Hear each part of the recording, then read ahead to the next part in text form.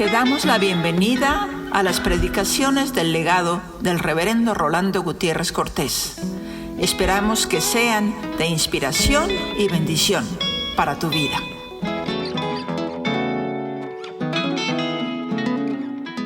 Muchas gracias te damos, Señor, porque tú nos has querido regalar con tu Hijo Jesucristo para cimentar nuestra fe solamente en Él. Permítenos, Padre, que en esta hora, cuando estamos recordando y viviendo este don de tu gracia, podamos sentir que nuestra fe está fundada en la roca inconmovible de los siglos. Porque el cielo y la tierra pasarán, pero tu palabra, que has dado a través de los profetas, que nos has dado a través de la Biblia, pero que sobre todo nos has revelado encarnada en tu Hijo Jesucristo, esa palabra no pasará. Permítenos, Señor, vivir de acuerdo al fundamento de nuestra fe. Y que en esta hora, que con alegría anunciamos tu amor, tu Espíritu Santo dé alas a nuestro mensaje y pueda por todas partes del mundo hacerse sentir como pueblo de redimidos por tu amor. En el nombre de Jesús. Amén. Seguimos con la misma pregunta. ¿Qué de nuestro espíritu? En ocasiones es pregunta que deberíamos de hacernos a la hora que nos para un policía y que a veces nos saca de equilibrio, especialmente cuando hay arbitrariedades. Es pregunta que debemos de hacernos cuando viene una prueba y nos saca de equilibrio, cuando nos preguntamos, ¿por qué a mí, Señor? Y es pregunta que debemos de hacernos cuando estamos en nuestras casas y habiendo esperado que algo se haya cumplido como tarea, encontramos que no se ha cumplido como nosotros lo esperábamos, y entonces hemos de decir, ¿qué de nuestro espíritu? Pregunta que hemos de hacernos como iglesia, cuando en un momento dado el ritmo que estamos llevando no es el que nos impone el Espíritu Santo y su palabra, o el ritmo que estamos llevando no es el que quisiéramos llevar, porque Dios nos está llamando a una aceleración obligada, o nos está llamando a que guardemos un día de la semana como Él nos lo pide. Es pecado por el cual también habremos de dar cuenta. Que lo único que esperamos es que Él tenga misericordia de nosotros, por no haber cumplido también ese mandamiento.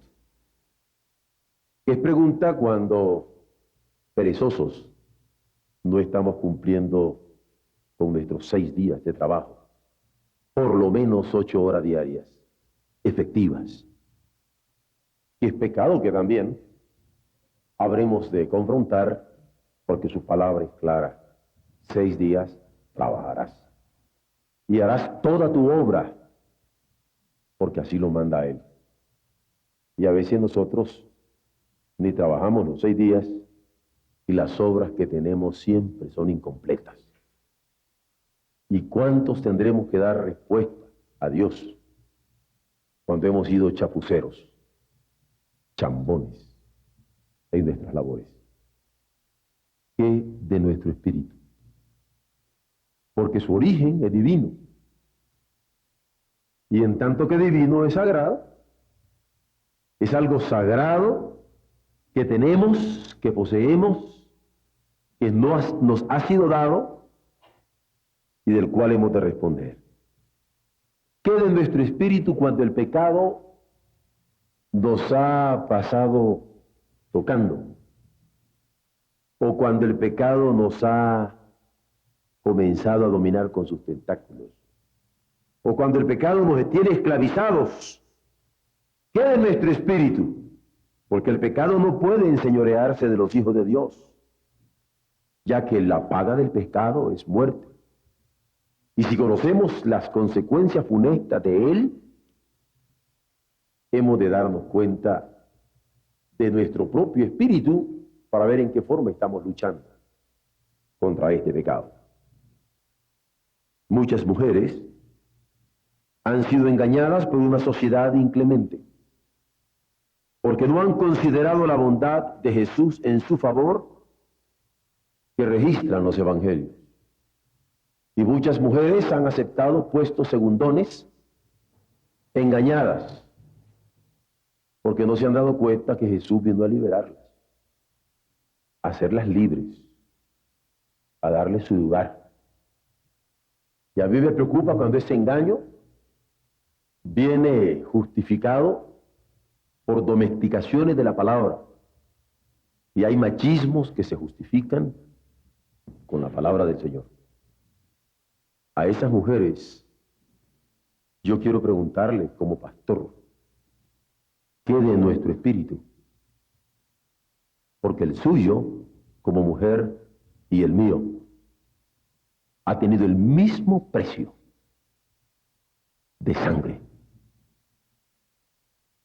Y no vengamos a poner como excusa que soy mujer para no cumplir con lo que Dios está demandando de cada quien. ¿Qué de nuestro espíritu como hombres?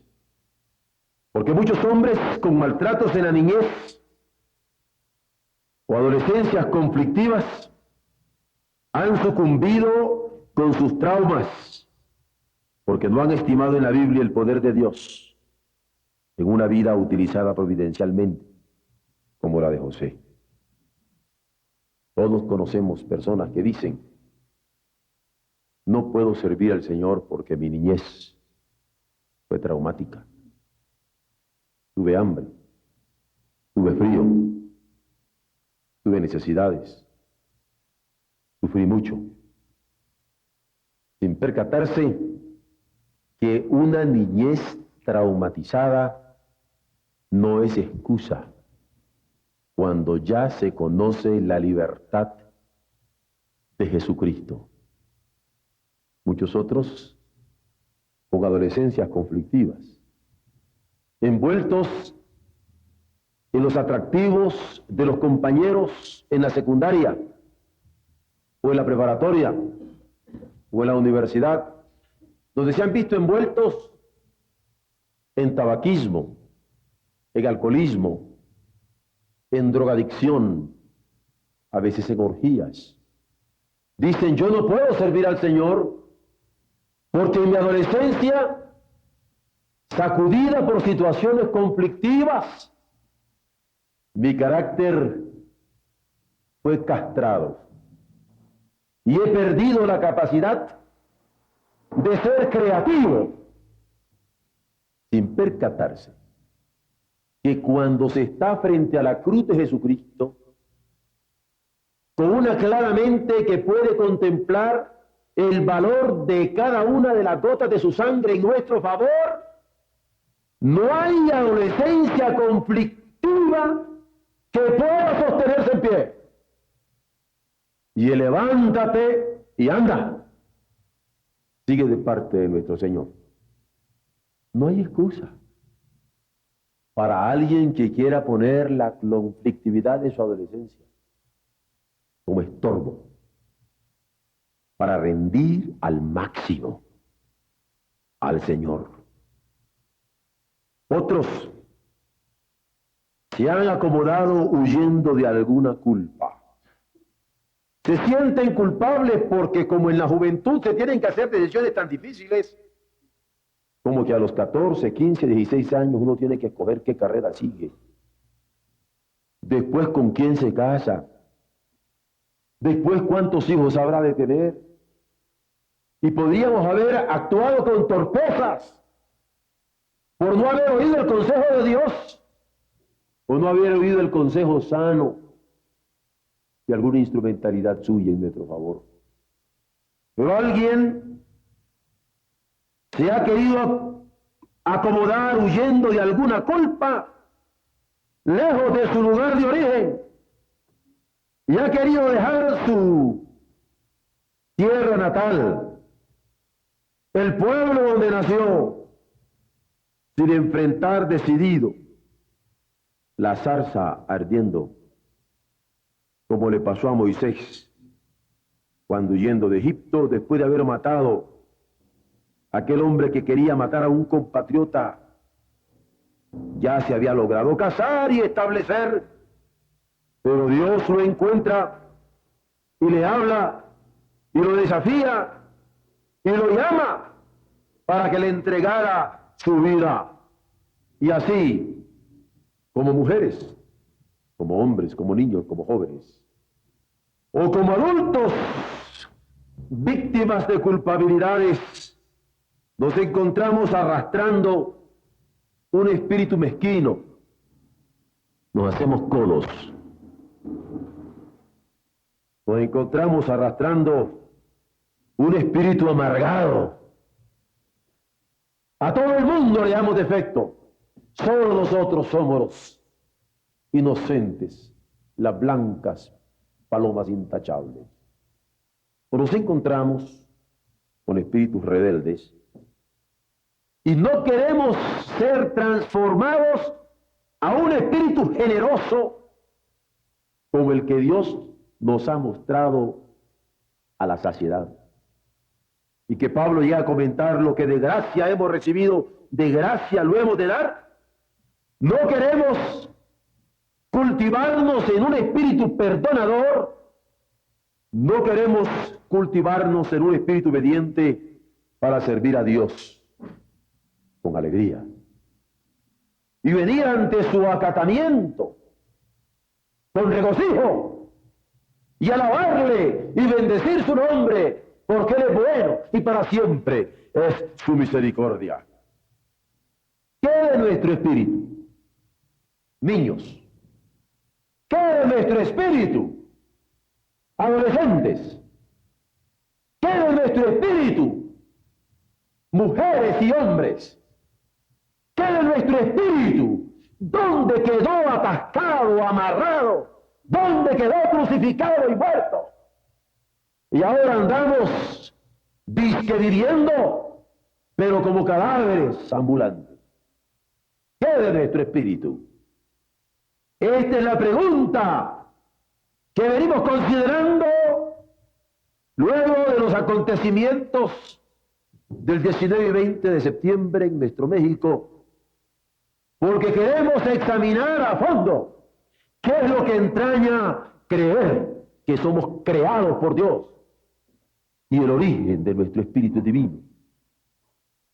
¿Qué de nuestro espíritu con ese origen y con esa naturaleza de generosidad que ha de animarnos y donde nosotros tenemos tendencia a olvidarnos de nuestra identificación con Él, por no decir de la identidad que ese espíritu debe caracterizar en nosotros? Pero la generosidad no es más que principio. Es principio de un espíritu perdonador, liberado de recuerdos amargos. Ser capaz de que, ausente los recuerdos amargos, podemos perdonar con generosidad. A los Jesús, aún a nuestros enemigos.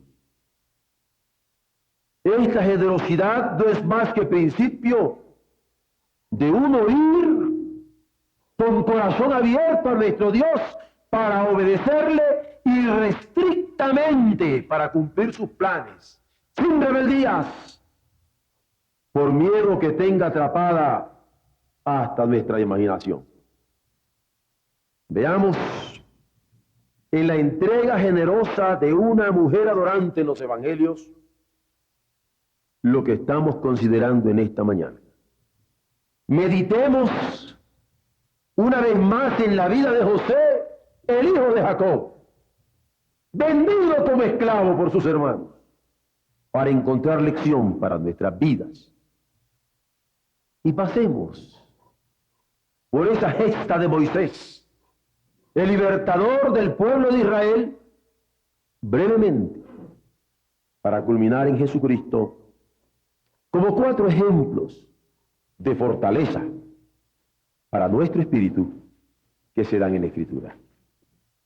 La mujer que ofreció a Jesús un ungüento de gran precio en casa de Simón fue mujer que supo darle lo más precioso que poseía.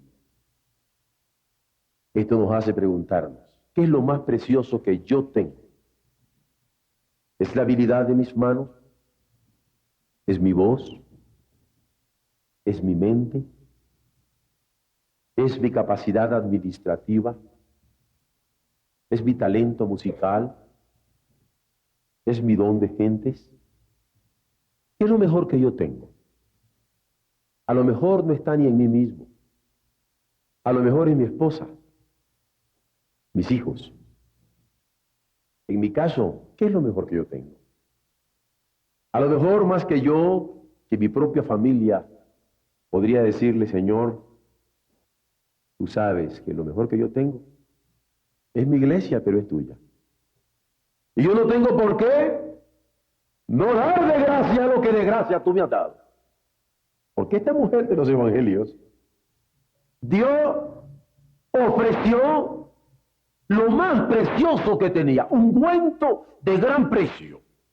En su época era el valor de casi un año de trabajo, porque el jornalero ganaba 1 denario al día.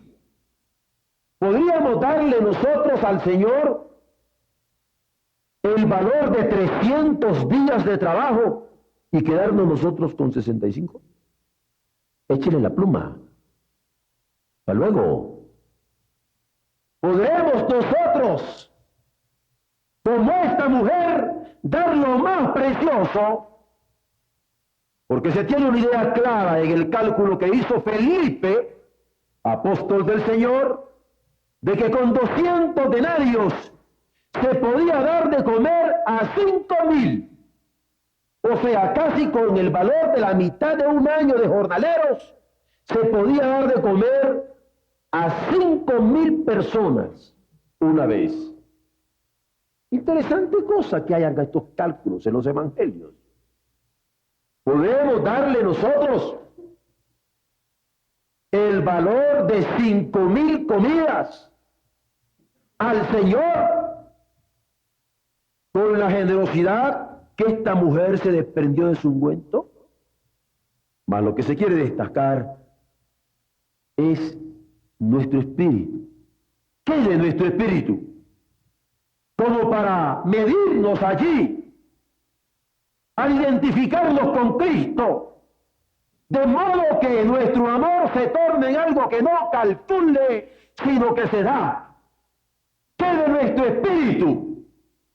Que se encargue de darse cuenta que cuando uno ama, no piensa que es suficiente lo que se ha dado. Y cuando ya lo dio, le parece poco, más quisiera darte. Dice el amante al amado. Cuánta razón la poetisa o el poeta. Decía, no me tienes que dar porque te quiera, porque aunque lo que espero no esperara, lo mismo que te quiero, te quisiera. Nuestro espíritu se identifica con la extravagancia del amor, que va más allá del sentido común, cuando está de hinojos ante Jesús, donde los dictados de la prudencia son sobrepujados por el corazón, y más que darle lo que se puede, se le ofrece con gratitud lo que cuesta sacrificio. El resto que vivió David, cuando siendo rey, lo ofrecieron ganado vacuno para que diera la ofrenda a Dios, e incluso aquel campo para que lo ocupara, justamente llamado Monte Moriah. ¿Y qué fue la respuesta de él? Mi querido David, no, voy a comprarlo, porque no quiero darle al Señor algo que no me cueste. No puede ser de otro modo. para quien aprecia el origen divino de la redención y constreñido por la gracia ofrenda sin miramientos lo más caro que está a su alcance: mi salud, mis dones, mis posesiones. ¿Qué es lo más caro? Hay un corito que dice: perder los bienes es mucho, perder la salud es más, perder el alma es pérdida tal que no se recobra jamás. Y lo más precioso que yo tengo. Vuelven los poetas a golpearme el alma. Con cuánta razón decían: ¿qué tengo yo que mi amistad procuras? ¿Qué interés te sigue, Jesús mío? ¿Qué es lo más precioso que yo tengo para dártelo? ¿Quién puede identificarse con Dios en Jesucristo, que dio a su Hijo, y no sentirse inspirado por su generosidad? ¿Cómo podemos decir que estamos identificados con el amor de Dios el Padre sin identificarnos con este espíritu de generosidad de parte de Él en favor nuestro?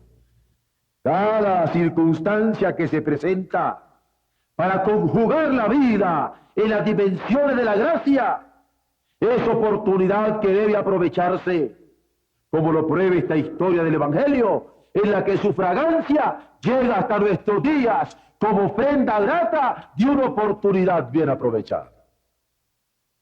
Fue el comentario de Jesús cuando le reclamaron a aquella mujer de por qué estaba dando tan grande ungüento. Le dice: mire, muchas cosas se olvidarán, pero de esta ofrenda no se olvida.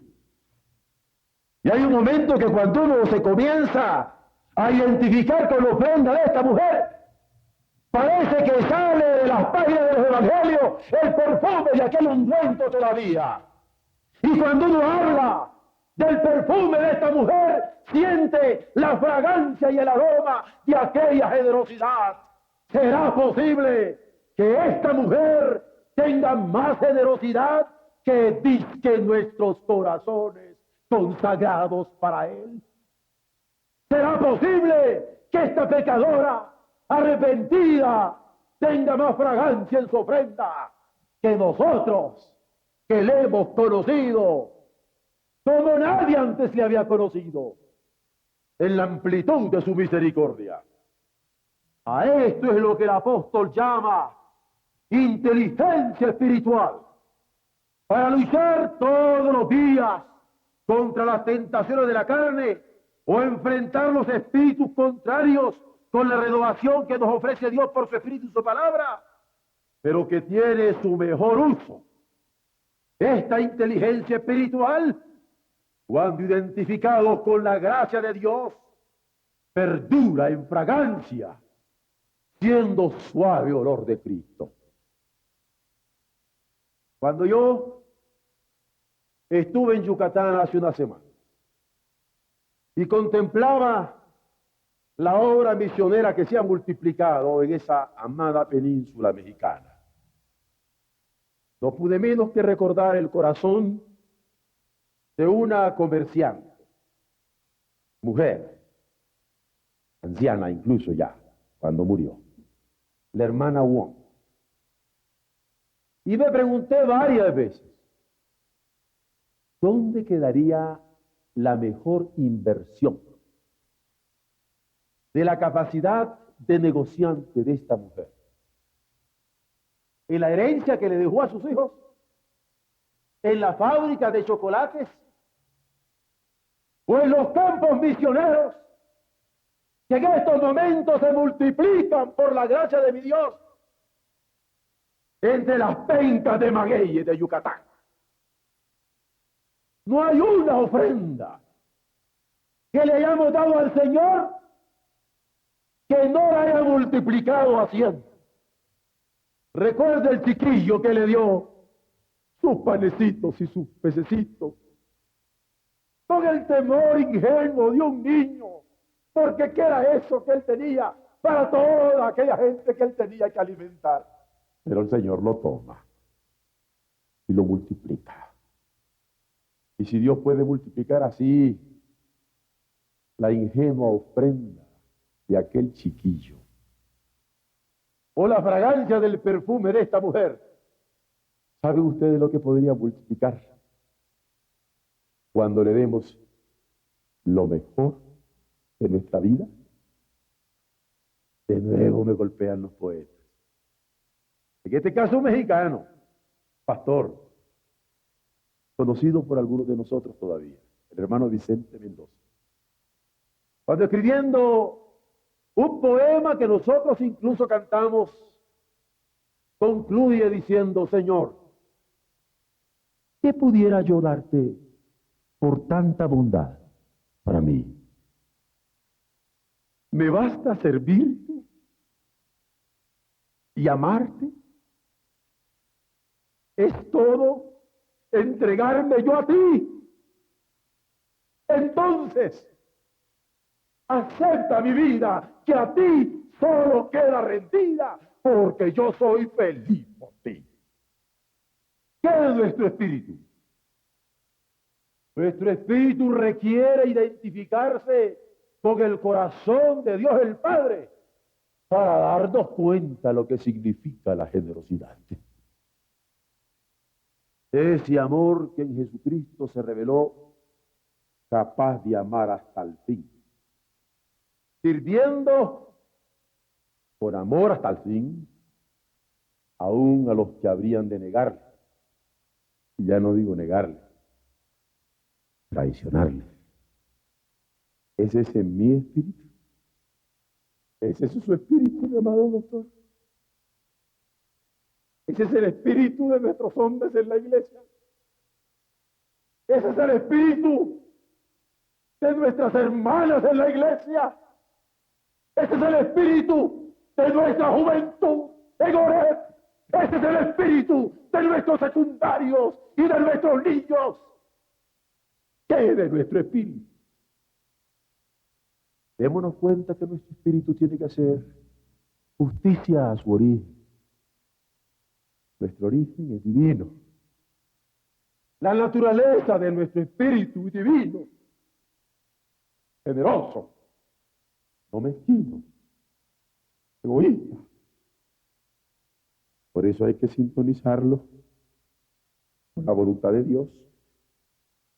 Y aquí es donde yo, además de querer considerar a esta hermana mía de los evangelios, a quien mi Jesús supo estimar como a la samaritana, a quien yo no puedo negar mi fraternidad, ni mi identificación como siervo suyo, indigno ciertamente, pero hecho digno por su gracia.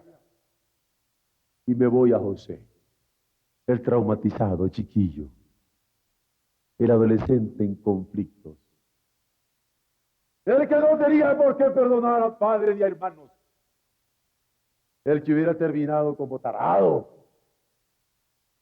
en una cárcel, no por oírle a la mujer que lo andaba buscando, sino dando justificaciones que estaba en ella por culpa de los antecedentes trágicos de su existencia.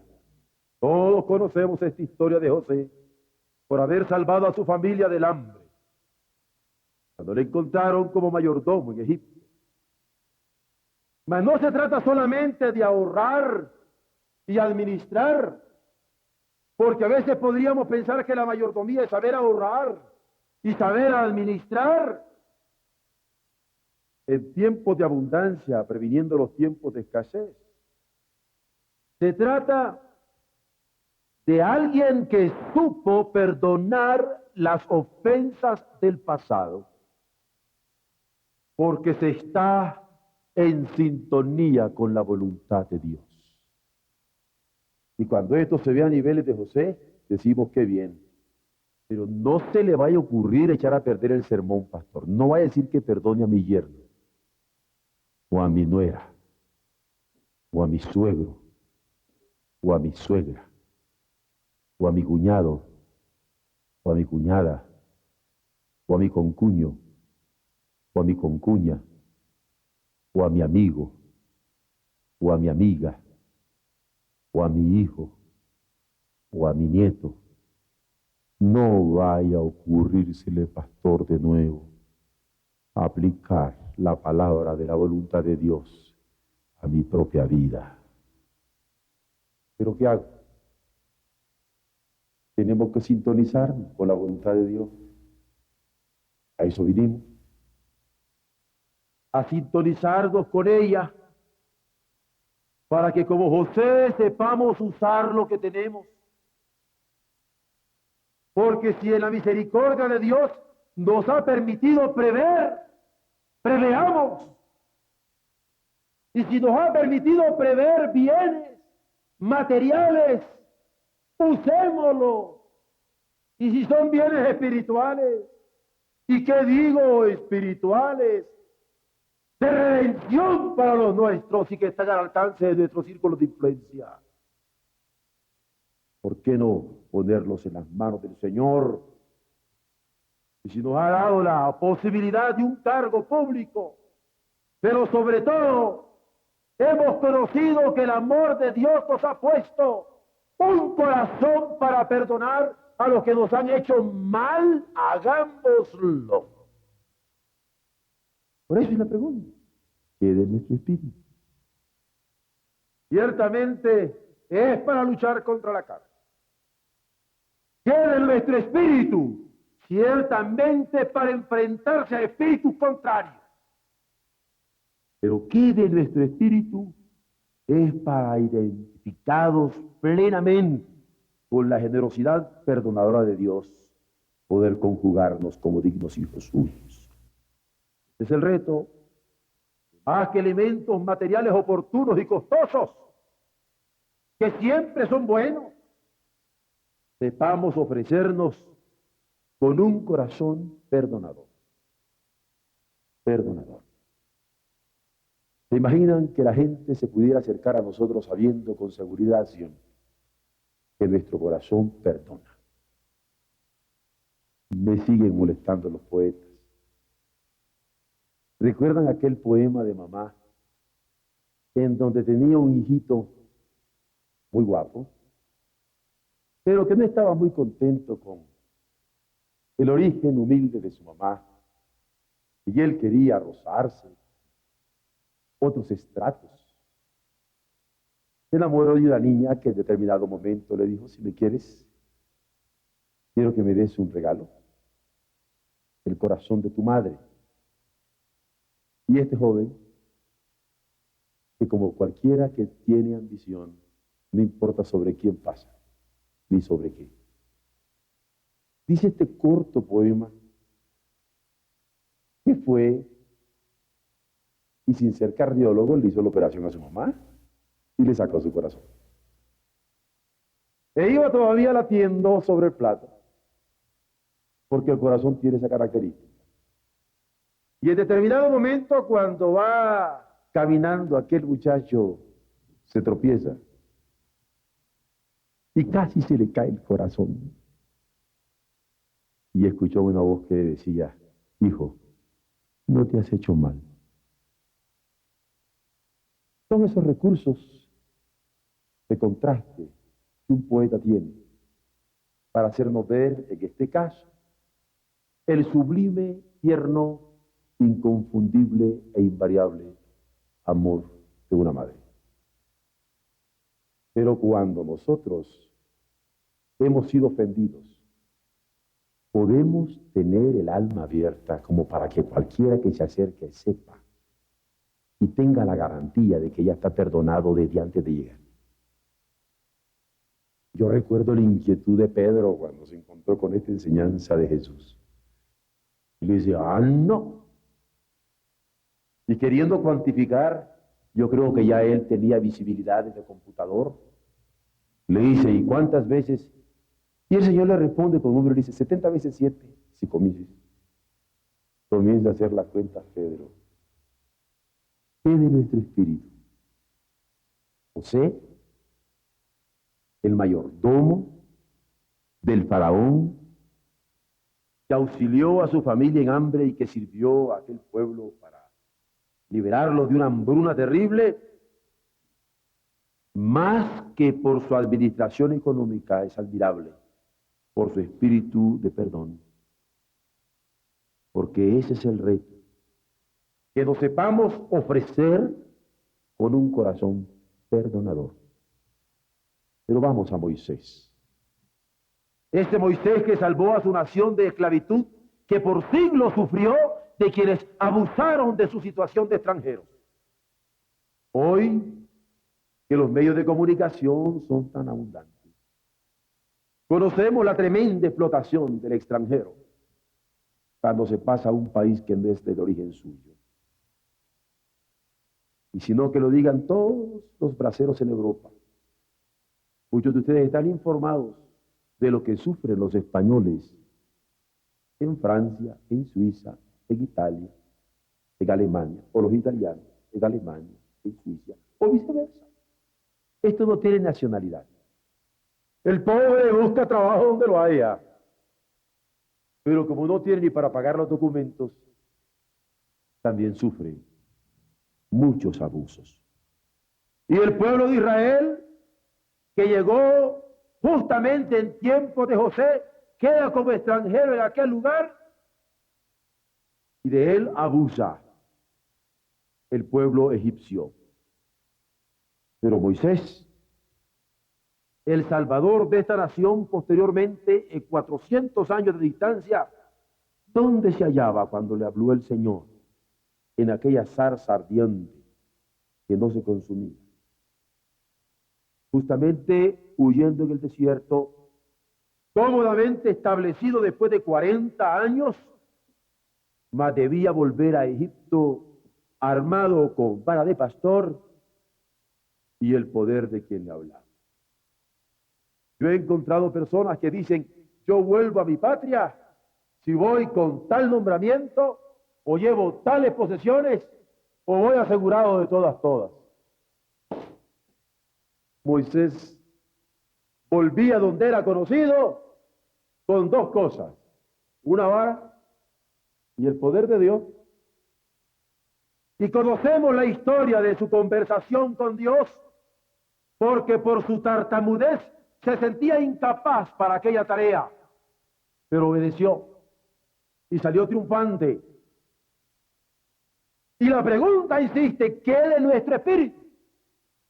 Claro que es para luchar contra la impotencia que sentimos al calcular nuestras propias fuerzas y al saber que somos tartamudos o incapaces. Pero más aún, para identificarnos con los planes de Dios, aunque no contemos más que con un bordón de pastor en nuestras manos. Quien haya vivido esta experiencia y obedecer la voz de Dios y salir para cumplir su voluntad, se dará cuenta que el mozo fui y he envejecido y no he visto justo desamparado ni su simiente que mendigue pan. Es una verdad redonda. Porque Dios llama. Y a cualquier ministerio que llame, Él sabe suplir. Lo que yo voy a hacer ahorita nunca se hace en homilética, la ciencia de la predicación. Uno nunca chulea la palabra del Señor. Ella es bella de sí. Mucho menos las expresiones que se encuentran en ella. ¿Qué necesidad tiene la palabra de que yo les diga que es hermosa? Pero ¿saben qué me ha sobrecogido en estos días? Y se lo comentaba a mi esposa en el carro. Y con este tono que se lo voy a decir, y por el que ya les he pedido perdón. Le decía yo a mi esposa, mira que Pablo, eso de decir mi Dios. Porque en lógica formal habría que tener mucho cuidado. Lo correcto sería decir, Dios suplirá todo lo que os falte. Porque si decían mí, dirían, ya ves, ese es subjetivo. Es una verdad tuya, relativa a ti, pero es universal. Pero Pablo dice, mi Dios. Y después ahí Debe de haber una coma para poner el pues. Y después de ese pues otra coma. Porque lo que dice es, mi Dios, pues, que equivale a un entonces, que equivale a un condicional. Mi Dios, pues, suplirá todos los que os falte conforme a sus riquezas en gloria en Cristo Jesús. ¿Con cuánta razón Pablo no cargaba con mayores cosas?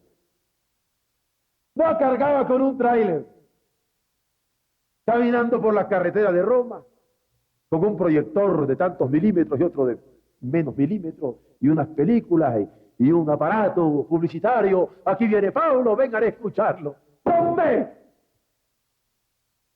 Traía en el corazón un mensaje que le quemaba y lo daba en la cárcel y fuera de la cárcel, y en la calle y en los parques, y donde fuere posible, en las sinagogas, con los escribas o con los compañeros de camino. Este Pablo es el que sabe decir, mi Dios pues suplirá todo lo que os falte. ¿Por qué? Porque como Moisés no tenía más que una vocación de parte de su Señor. Señor, este es el desafío que más que con nuestras fuerzas materiales enfrentemos las encomiendas divinas con disposición de obedecerle en todo. Pero nos falta quien tiene la palabra última, Jesucristo. Porque Jesús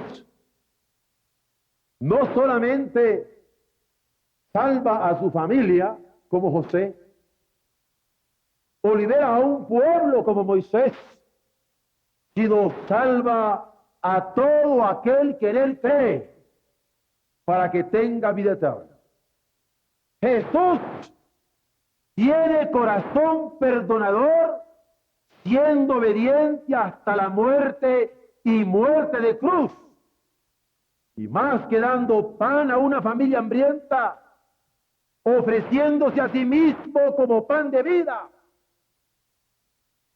Y más que con un bordón de pastor, siendo él mismo el buen pastor, está dispuesto a dar su vida por las ovejas. Es de nuestro espíritu. Nos podemos identificar con el del Padre en generosidad inefable, o con el de Jesús, quien nos dice, nadie me quita mi vida, yo la pongo. Podemos nosotros identificarlo con este espíritu, que en sustantivo hay que calificarlo, se llama de sacrificio, porque fue así que sirvió, con espíritu de sacrificio. Fue así que sanó enfermos, no como checador de tarjetas, puesteros, con espíritu de sacrificio. Así echó fuera demonios. Así salvó a sus discípulos de perecer en una tempestad, resucitó muertos, volvió la alegría a quienes sufrían de dolor y de luto y administró su vida en obediencia al Padre. Este es el ejemplo a seguir. ¿Qué es de nuestro espíritu? Ser en todo agradables al Padre, provocando en el mundo regocijo de escuchar su voz, que da testimonio que constituimos la complacencia de su voluntad. Porque eso fue lo que dijo de Jesús, el Padre. ¿Recuerdan? He aquí mi Hijo amado, bien amado, en el cual tengo todas mis complacencias. ¿Puede decir el Señor eso de cada uno de nosotros? ¿De quién de nosotros puede decir eso? El Señor, plenamente. ¿Lo puede decir de nosotros como familia en Oreb? ¿O aquí mi iglesia amada, en el cual tengo todas mis complacencias? ¿Estamos así? Gozosos en la esperanza, sufridos en la tribulación, pero constantes en la adoración. ¿O estamos con otro espíritu que no es el de él. Este es el ejemplo a seguir, ser agradable en todo al Padre. Y nuestra indignidad de niños, de adolescentes o de adultos no es obstáculo para que nuestro espíritu se torne generoso como el suyo, para que nuestro espíritu se torne perdonador como el suyo, para que nuestro espíritu se torne de sacrificio como el que nos ha ofrecido en el testimonio de la cruz. Así que, siendo nuestro espíritu de origen divino, de naturaleza divina, ineludible, es su implicación. Nuestro espíritu ha de ser para salvación. Y gracias sean dadas al Señor por darnos este don de poder predicar para que el mundo sea salvo. Porque la fe viene por el oír y oír la palabra, y la ha puesto en nuestros labios. La fe viene por el oír y oír la palabra que la ha puesto en nuestro ministerio. La fe viene por el oír y oír la palabra que Él ha querido que asumamos como iglesia en esta hora. ¿Qué de nuestro espíritu? Mujeres, nos pondremos a los pies de Jesús. Niños y jóvenes traumatizados como José, nos administraremos en perdón. Adultos establecidos como Moisés en el desierto, retomaremos con solo un bordón y con la voluntad del Padre a cumplir su voluntad. ¿Qué de nuestro espíritu?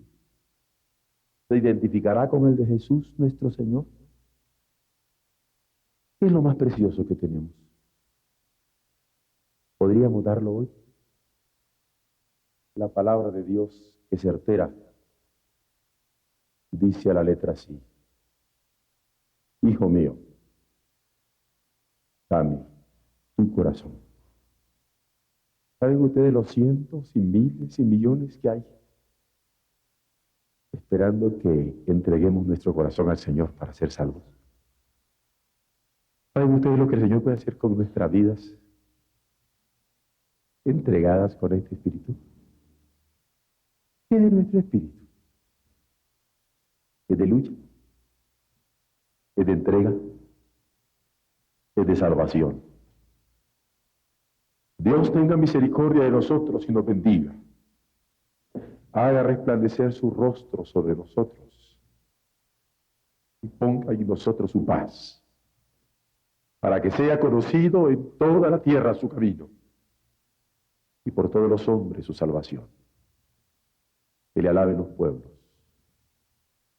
y que toda lengua confiese que Jesucristo es el Señor, para gloria de Dios Padre.